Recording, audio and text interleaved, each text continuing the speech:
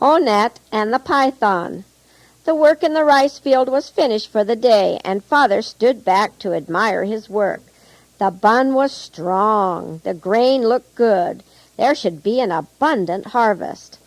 "I think I will go hunting the rest of the day," he said to himself as he started down the path towards home. He left his empty gourd at the house and took his bow and arrow and his small axe. He walked briskly along the path leading to the jungle. He passed the spirit tree where the villagers had set up stones for the dead at the yearly festival. He kept his eyes and ears open for dangers.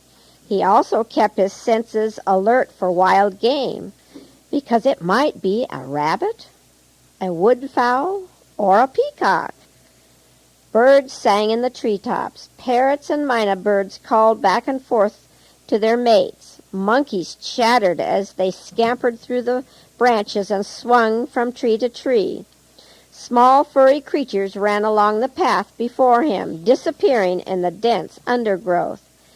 A group of children searching for honey were climbing the rocks not very far away.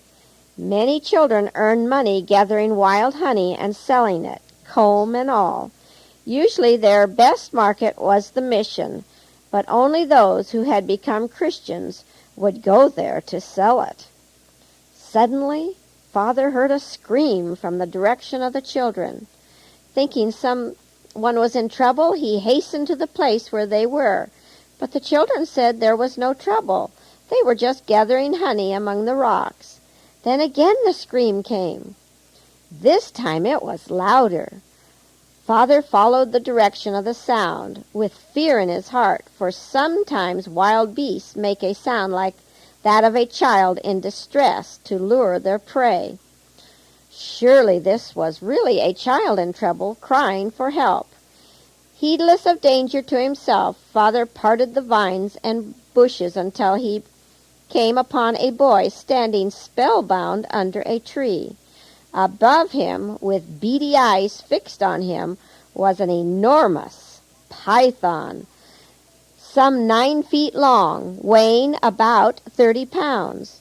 The boy screamed again. He seemed powerless to move. There was but one thing to do. Father prayed as he got his bow and arrow ready. "Dear God in heaven, help me to save this boy. Make my arrow go straight." Father shot the arrow, and then he ran to the child, grasping in his strong arms, and carried him to safety. The huge python writhed and twisted in agony as it fell to the ground.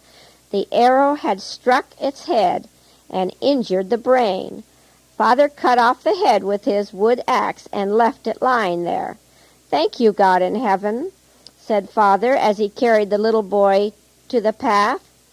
"Who are you, and why are you here all alone?" he asked the little boy. "I am Ornet. I want to go with my brothers to gather honey, but they said I was too small. I went anyway, but the snake would not let me go by. He was a big snake, wasn't he?" "Yes, Ornet, and in a few minutes he would have crushed the life out of you. Now perhaps you had better join the other children upon the rocks." He carried Ornet on his shoulder, and taking long strides, he soon reached the group of children gathering honey. "Better stay out of the jungle until you are big enough to fight pythons," said Father. "Thanks for saving my life from the snake," said Ornet. "I think we should thank the God in heaven," said Father, as he went back to hunt. As he was nearing home, Father saw the herd boy bringing back the cow and calf from the pasture where they had been grazing all day. Father remembered that he had not recently paid the herd boy for his work. He gave the herd boy some coins for caring for his cows.